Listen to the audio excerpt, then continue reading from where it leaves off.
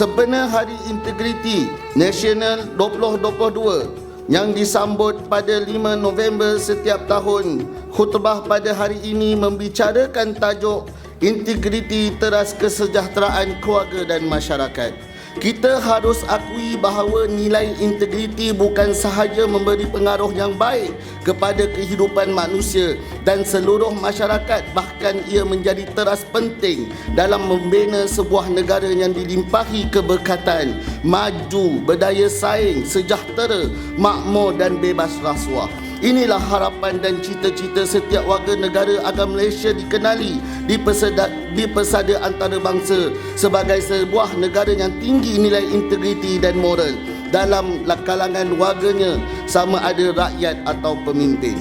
Rasulullah SAW adalah insan mulia yang mesti kita contohi.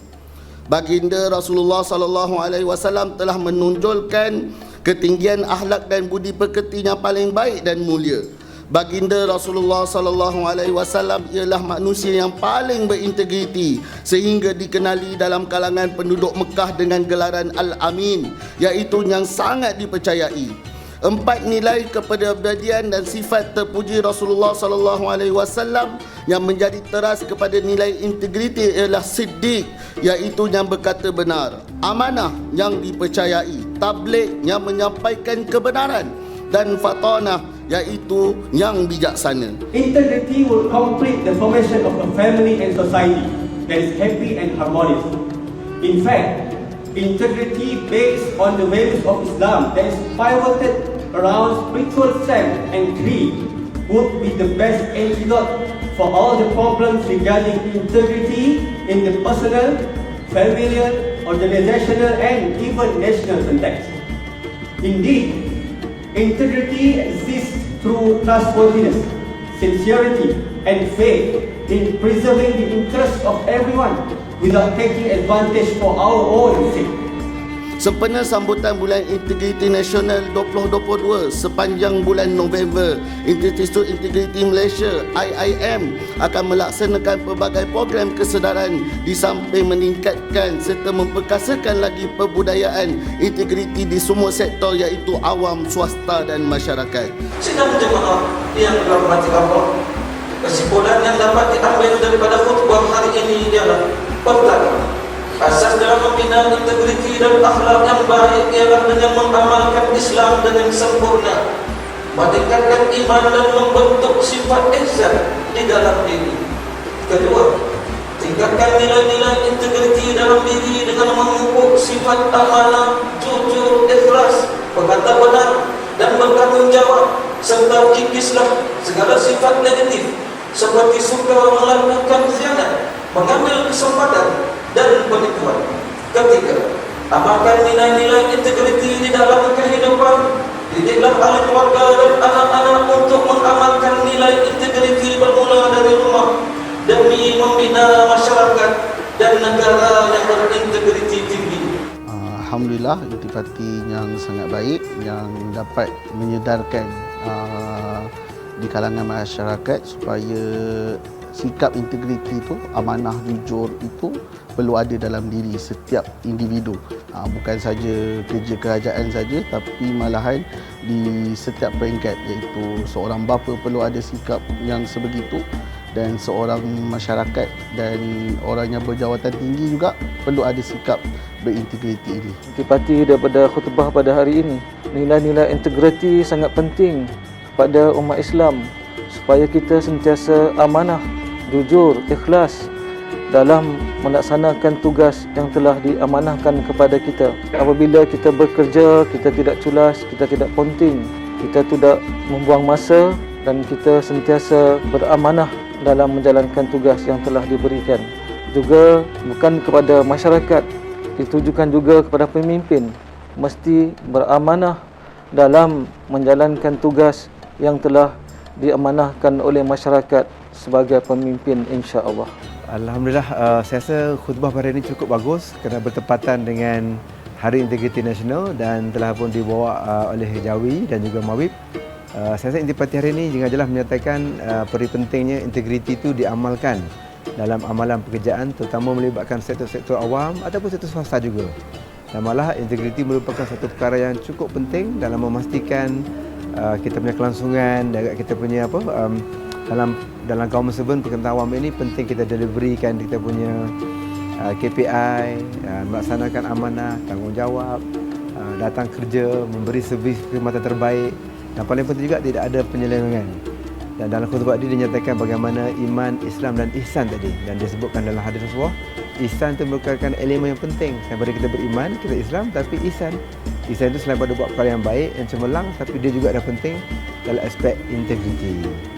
Jadi integriti ini telah dikupaskan oleh khatib kita tadi, menyentuh berkait dengan dalam kehidupan kita, dalam organisasi, dalam bernegara, wajib kepada kita mempunyai integriti yang tinggi, seperti yang dicontohi oleh Rasulullah sallallahu alaihi wasallam, sifat yang amanah, sifat yang bercakap benar, menyampaikan dan bijaksana. Jadi itulah ikutan kita kepada junjungan besar kita Nabi Muhammad sallallahu alaihi wasallam. Okey, harapan saya untuk Institut Integriti Malaysia ini perlulah bekerja dengan lebih keraslah untuk memahamkan masyarakat kita, terutamanya golongan-golongan yang bekerja tentang integriti ini supaya lebih bersikap jujur dalam bekerja, dan kita juga berhikmah dalam peneguran setiap agensi-agensi kerajaan, terutamanya swasta dan masyarakat.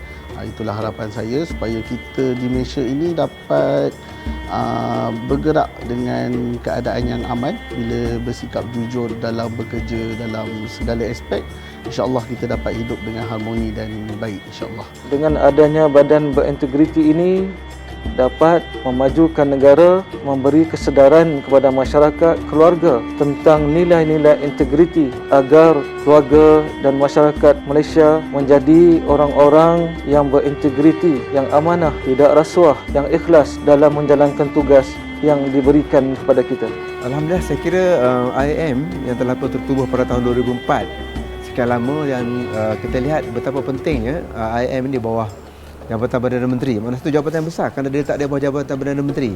Jadi kita lihat di sini kesungguhan kerajaan Malaysia untuk memastikan bahawasanya nilai integriti, penyelewengan, penyalahgunaan kuasa, rasuah, satu perkara yang kita perlu berbanteras. Kita kena hapuskan sampai ke akar umbi supaya kita lihat masyarakat kita yang bekerja dalam sektor awam terutamanya, mereka ni adalah bebas dan mereka ni sangat tinggi nilainya, supaya di situ kita lihat IAM sebagai badan yang khusus di bawah JPM banyak melaksanakan aktiviti-aktiviti kesedaran dan juga dalam bentuk training-training, program-program.